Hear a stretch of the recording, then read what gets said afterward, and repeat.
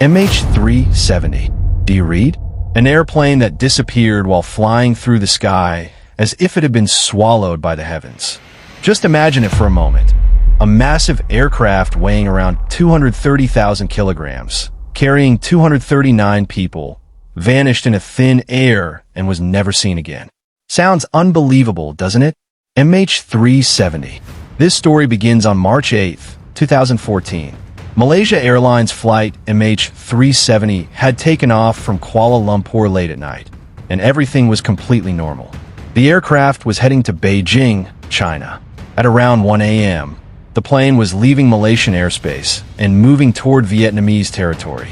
According to standard procedure, the pilots were supposed to contact the next air traffic control center.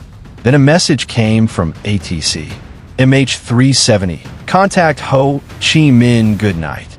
The cockpit replied, good night, Malaysian 370. And that was it. After that, silence. Several minutes passed. Controllers on the Vietnamese side were waiting for MH370 to establish contact. But no call came from the cockpit. At first, they assumed it might be a radio issue because such problems occasionally happen in aviation. So they tried contacting the aircraft again. MH370, do you read? But once again, there was no response. Now the tension started to rise, because the aircraft had not only gone silent, it had also disappeared from the tracking screens. Under normal circumstances, controllers can always see an aircraft's position on their screens. They know exactly where a plane is, how high it is flying, and in which direction it is moving. But all of that information vanished at the same moment MH370 stopped responding. Controllers in both Vietnam and Malaysia were confused. Do you have contact with them? No, they haven't contacted us. Now, they began to fear that MH370 might have been involved in an accident. But the biggest shock was yet to come. When Malaysian authorities reviewed military radar data, they discovered something that completely changed the story. MH370 had not crashed. It was still in the air. And not only that, it had actually turned around and was flying in the opposite direction. Instead of continuing toward Beijing, the aircraft had reversed course. It made a large turn, crossed back over Malaysia, and then headed out toward the ocean. The strangest part? The cockpit remained completely silent. No emergency call, no Mayday, nothing. At this point, authorities began realizing that this was probably not a normal technical malfunction. Because if a sudden problem had occurred, the pilots would have immediately requested assistance.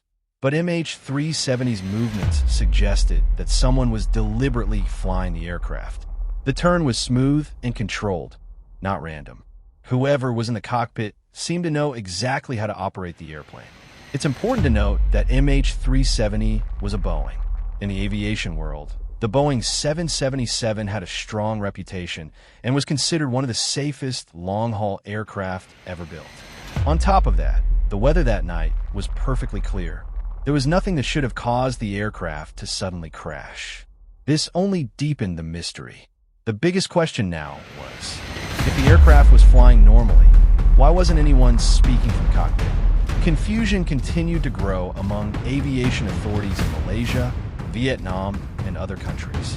Then, at 2:22 a.m., MH370 disappeared even from military radar. Up to this point, the world only knew that MH370 had continued flying for some time after losing contact. But a few days later, a new discovery shocked everyone. The plane had not flown for just minutes. It had remained airborne for hours. This revelation came from satellite data. Although some communication systems had stopped working, another system on the aircraft continued, sending small signals to a satellite.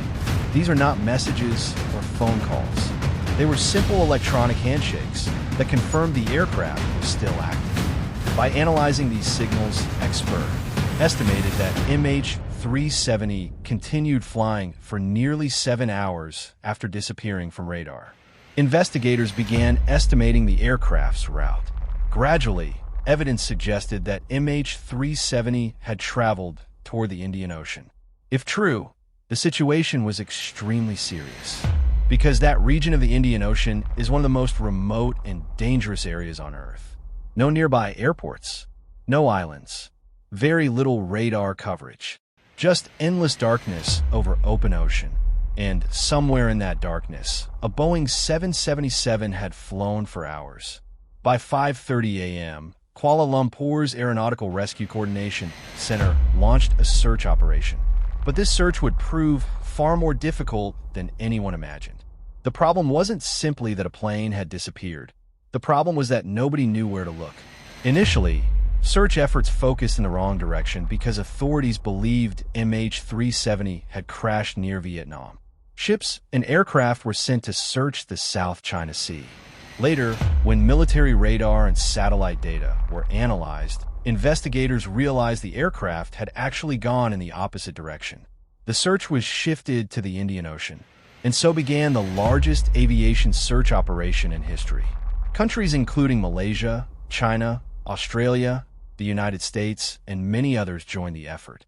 In the early stages, dozens of military ships, patrol vessels, and surveillance aircraft were deployed. The United States sent long-range surveillance aircraft. China dispatched multiple naval ships. Australia eventually became the center of the underwater search operation. Satellite images covering millions of square kilometers of ocean were examined. The underwater search alone covered more than 120,000 square kilometers, an area larger than South Korea. Search teams used deep-sea sonar systems, high-resolution seabed mapping, and robotic underwater vehicles. These robotic submarines scanned the ocean floor and created detailed 3D maps.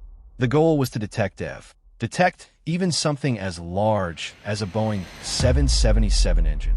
Yet despite this massive effort, investigators found no clear answers. The harsh conditions of the Indian Ocean made the search even more difficult.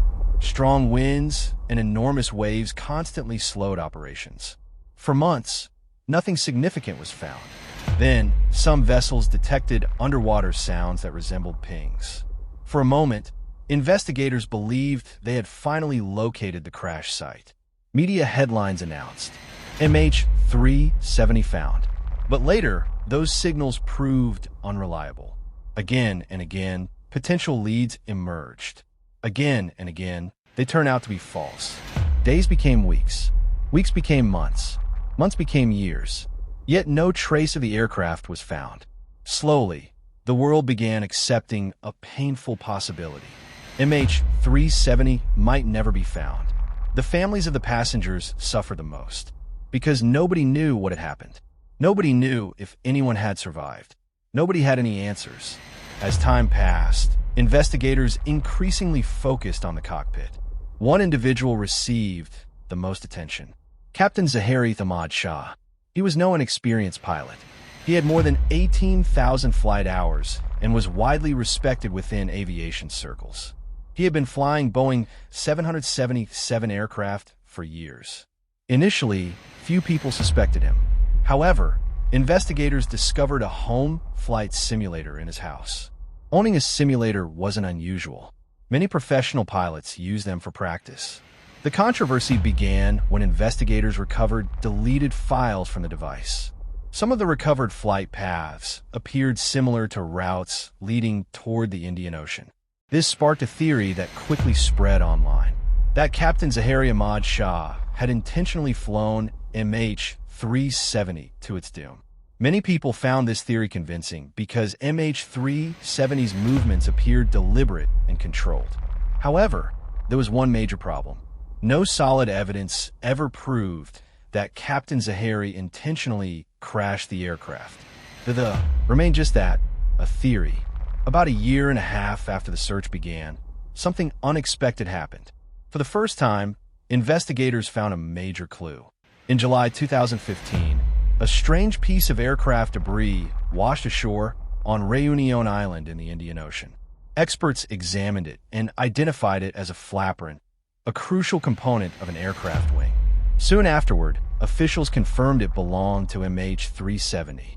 For the first time, there was physical proof that the aircraft had indeed ended up in the Indian Ocean.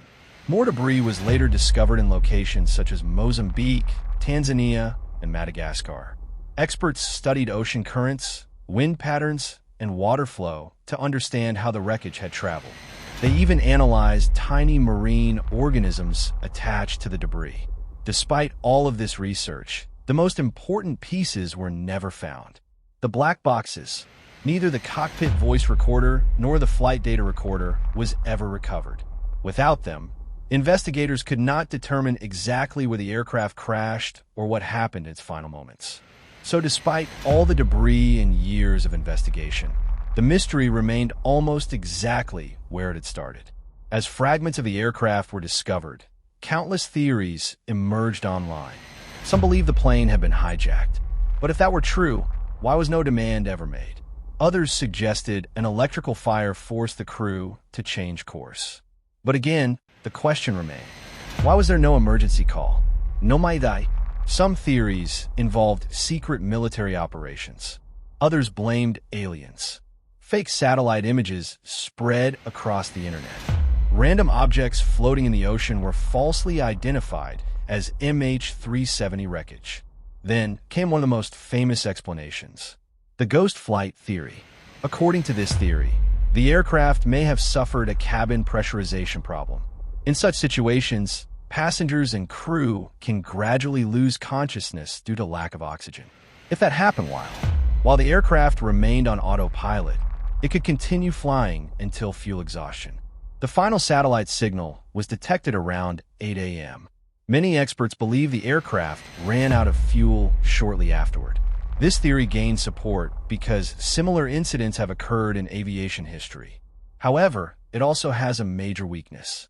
If everyone on board had become unconscious, how did the aircraft perform such a controlled turn earlier in the flight?